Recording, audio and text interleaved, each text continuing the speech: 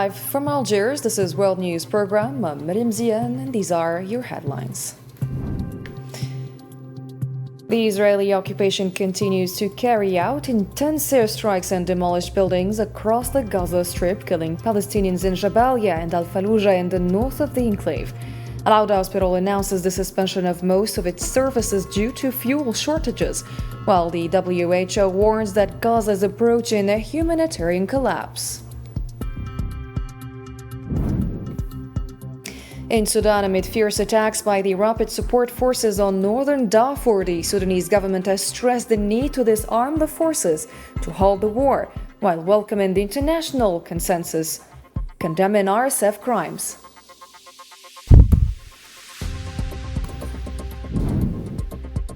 And Moroccan organizations denounce the growing frequency of visits by Israeli weapons-laden ships, stressing that the Moroccan authorities' insistence on normalization amounts to direct involvement in legitimizing the occupation and whitewashing its crimes.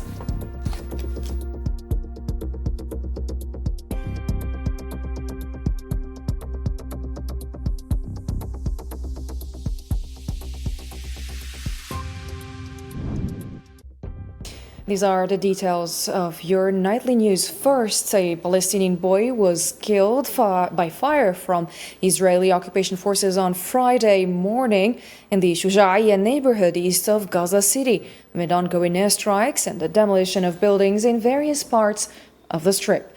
Media outlets citing local Palestinian sources reported that Israeli forces opened fire on Palestinians in the Shuja'iyya neighborhood, killing a 13-year-old boy.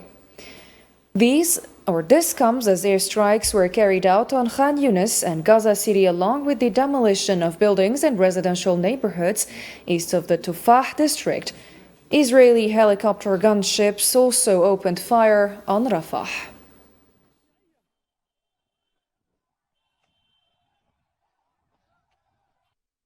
The Israeli occupation forces carried out a series of airstrikes at dawn on Friday, targeting various areas across the Gaza Strip while simultaneously demolishing buildings in eastern parts of the enclave. Media reports citing local Palestinian sources said Israeli warplanes launched strikes east of Khan Yunis, in the south of the Strip, and in Gaza City. Meanwhile, Israeli military vehicles demolished buildings in residential neighborhoods east of the Tufah district. The reports also noted that Israeli helicopter gunships fired on neighborhoods in Rafah, while Israeli naval vessels opened heavy fire offshore opposite the city of Khan Yunis.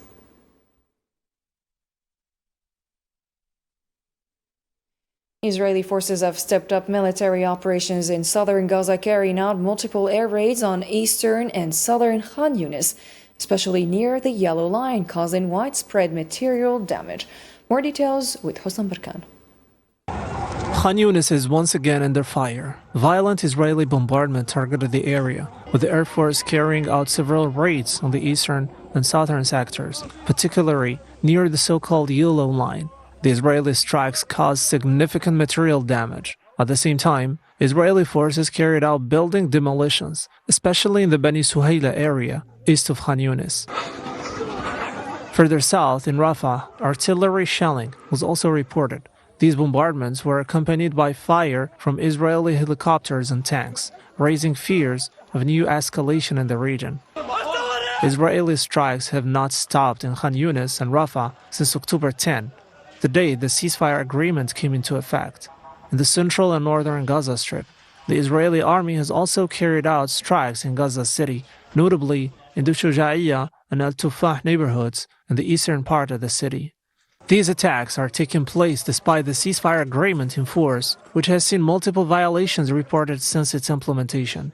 The attacks have resulted in nearly 400 martyrs and more than 1,100 injured over the past 2 months. In Khan Yunis, as elsewhere, explosions continue to dictate daily life. Despite the ceasefire agreement, Gaza remains a zone of constant tension, where civilians are trapped under relentless bombardment. The UNICEF reported that over 80 Palestinian children have been killed amid unbearable weather following the Gaza ceasefire. UNICEF spokesperson in Palestine said Thursday that despite the ceasefire, children continue to suffer from freezing conditions ongoing attacks, and malnutrition caused by persistent restrictions, adding that they remain the most affected by the 2-year-long devastation.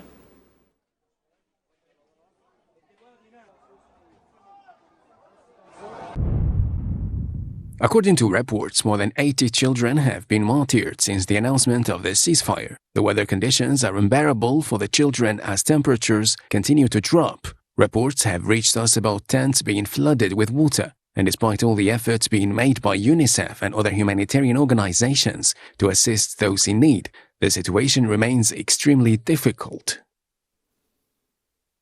The Al-Auda hospital in Nusayrat, central Gaza Strip, announced the suspension of most of its services due to a fuel shortage, maintaining only essential services such as the emergency department. Ahmed Mahna, director of programs at the Al-Auda Health and Community Association, told the AFP that most services have been temporarily suspended due to the depletion of fuel needed to operate generators. He warned that the continued fuel crisis directly threatens the hospital's ability to provide basic services.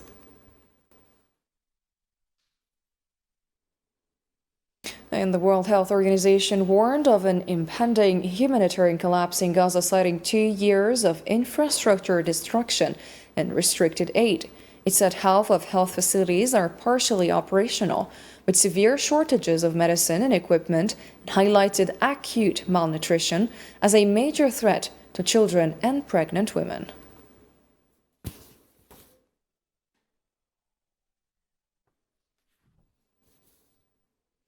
In Lebanon, Israeli occupation aircraft carried out airstrikes on Friday morning, targeting various areas in the south of the country.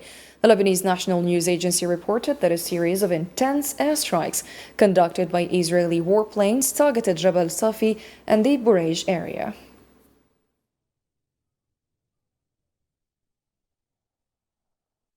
And in Syria, at least 8 people were killed and 21 others injured following an explosion at a mosque in Homs province, central Syria.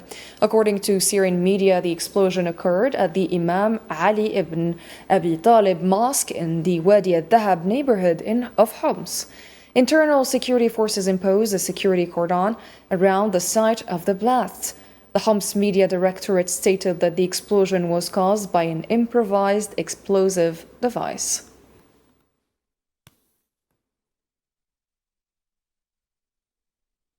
The Syrian Ministry of Foreign Affairs has expressed its condemnation of the bombing that targeted the Imam Ali ibn Abi Talib mosque in the Wadi al-Dhahab neighborhood of Homs on Friday.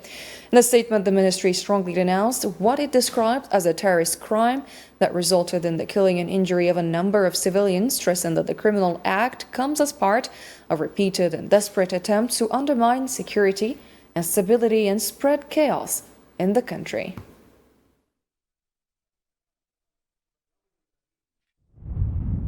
The Syrian Arab Republic expresses its strongest condemnation of the terrorist crime of a bombing that targeted one of the mosques in the city of Homs during Friday prayers, resulting in the killing and injury of a number of innocent civilians. The Ministry of Foreign Affairs and Expatriates affirms that this cowardly criminal act constitutes a blatant violation of human and moral values and comes as part of repeated desperate attempts to undermine security and stability and to spread chaos among the Syrian people.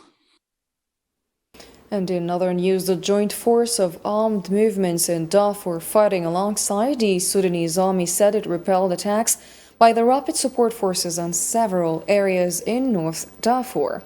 In a statement Thursday, the joint force said the RSF intensified assaults on areas including Abu Qumra and its surroundings, targeting civilians and displaced people fleeing al-Fashir, burning villages, looting property, and committing serious violations. Coordinating with the Sudanese army in popular resistance, the joint force said it foiled the attack, forcing the assailants to retreat and inflicting heavy losses in lives and equipment.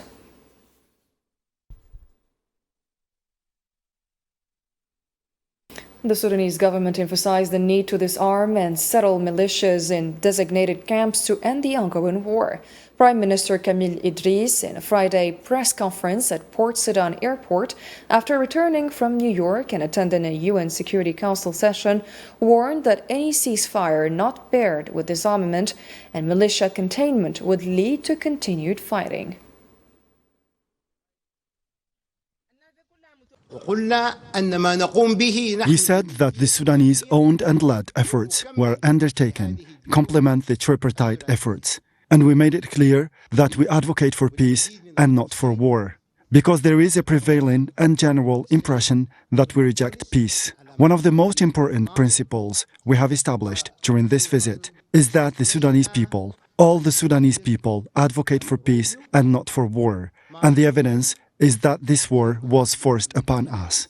And the Sudanese Prime Minister added that the Security Council's response to the initiative, which he believes can achieve peace, was strong, noting agreement on supporting Sudan, condemning crimes and focusing on the humanitarian situation.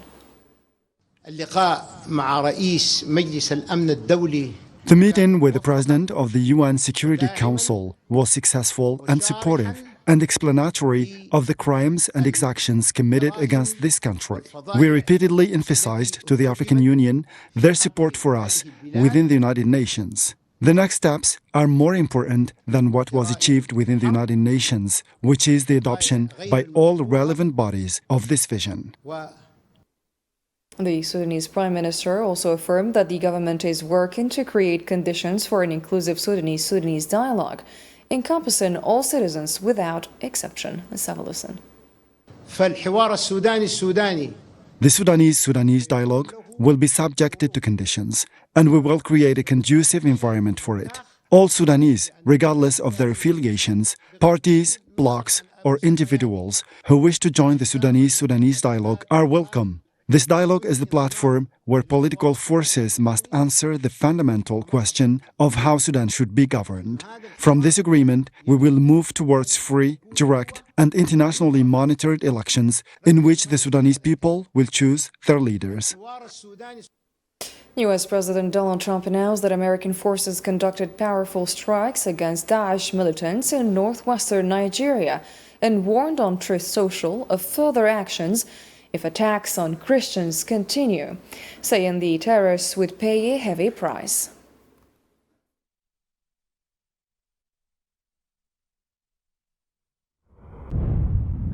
Tonight, at my direction as Commander-in-Chief, the United States launched a powerful and deadly strike against the ISIS terrorist camp in northwest Nigeria, who have been targeting and viciously killing primarily innocent Christians at levels not seen for many years and even centuries.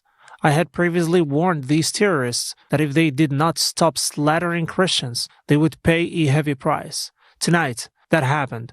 The Department of Defense carried out several precise strikes. The United States confirmed that Thursday's airstrike on Daesh targets in Nigeria carried out at Abuja's request killed several militants in Sokoto state. U.S. Africa Command and Secretary of Defense Pete Hegseth highlighted the operation and thanked the Nigerian government for its cooperation.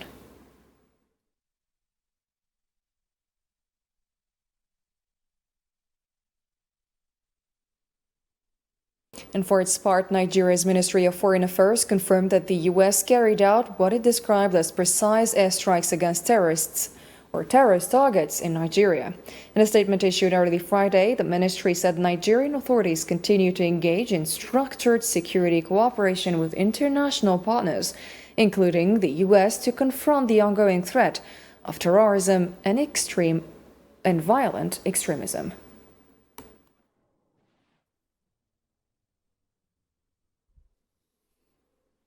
Moroccan civil society groups denounced the repeated docking of ships carrying weapons bound for Israel at Moroccan ports, calling for an end to normalization and the cancellation of what they termed a treacherous agreement.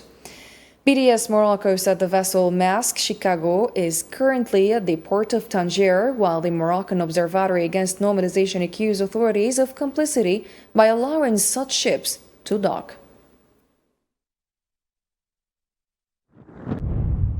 Currently, at the Tangier Midport, the Maersk Chicago ship is docked, and 2 containers carrying fighter jet wing parts, destined for a company of the Zionist entity, will be unloaded. We condemn the Moroccan regime's allowing of lethal weapons ships to dock in Moroccan ports, which constitutes blatant complicity with killers and serious crime against Palestinian children. And for its part, the Moroccan body for the support of the causes of the Ummah condemned the reception of these ships at Moroccan ports, considering normalization with Israel to be a direct involvement in legitimizing the occupation and whitewashing its crimes. We condemn the reception of these ships in Moroccan ports. Normalization represents direct involvement in legitimizing the occupation and whitewashing its crimes, and it undermines the historically pro-Palestinian Moroccan popular will. We reaffirm our firm stance, categorically rejecting all forms of normalization with a Zionist entity, and we emphasize the need to respect the Moroccan people's will and to immediately and fully cancel the normalization agreement. The Moroccan body also called for the legal criminalization of normalization and for protecting public spaces from all forms of Israeli infiltration, urging the continuation of struggle until normalization is brought to an end. We call for the legal criminalization of normalization and for protecting the public sphere from all forms of Zionist presence. We also urge the strengthening of coordination and the unification of efforts of all social forces to confront the various forms of normalization. The 5th anniversary of normalization is not merely a point in time. It is an open moral wound and a historical responsibility that requires continued struggle until normalization is overturned in support of the rights of the Palestinian people and in defense of the dignity of the Moroccan people. Libya's Interior Ministry, under the Government of National Unity, said it agreed with Turkey to send the black box and communications recorder of the crashed aircraft to Germany for detailed technical analysis. The decision followed meetings between a Libyan investigative committee, the Turkish public prosecutor, and the commander of the Turkish gendarmerie, with Ankara pledging full cooperation and information sharing.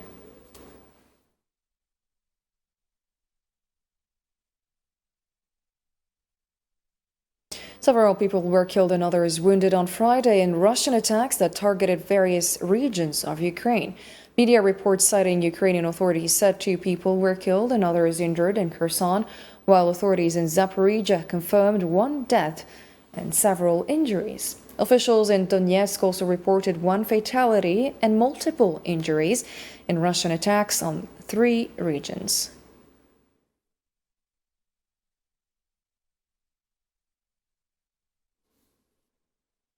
And Ukraine announced that it had used British-made missiles to strike a Russian oil refinery, marking an escalation in attacks on Russia's energy infrastructure.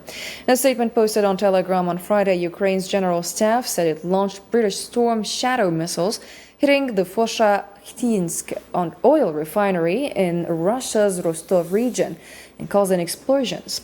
The general staff said the facility was a major supplier of diesel and aviation fuel used by Russian forces in the war against Ukraine.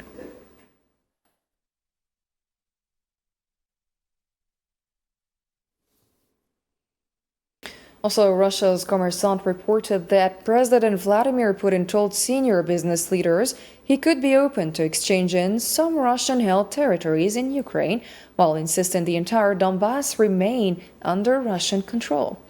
The report said Putin outlined a plan on disputed territories during a Kremlin meeting and noted ongoing talks on possible joint Russian-US management of the Zaporizhia nuclear power plant.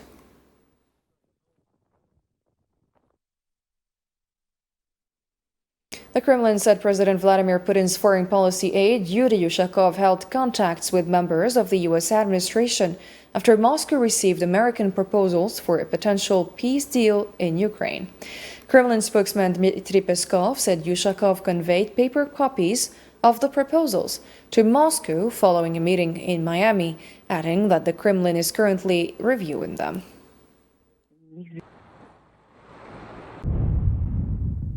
После того, как After Putin's special envoy Kirill Dmitriev reported to the president on the results of his trip to America and his contacts with Americans, this information was analyzed, and at President Putin's direction, a call was held between representatives of the Russian and US administrations. It was agreed to continue the dialogue.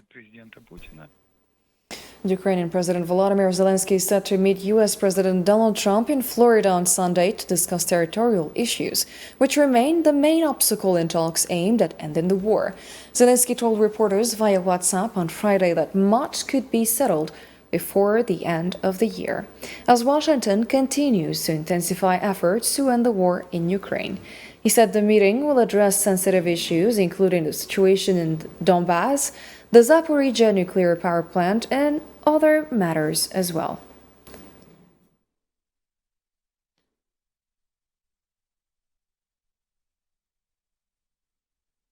Algeria's western capital, Oran, has been awarded the prestigious African Asian Gold Prize, earning recognition as Africa's best emerging tourist destination for 2025, a distinction that reflects years of development, rich heritage, growing international appeal. Nabil Khazini has the full story. It is a city where history and modern life exist side by side. Ancient streets lead to bustling squares, historic fortresses overlook the coast, and the rhythm of daily life flows through markets and neighborhoods.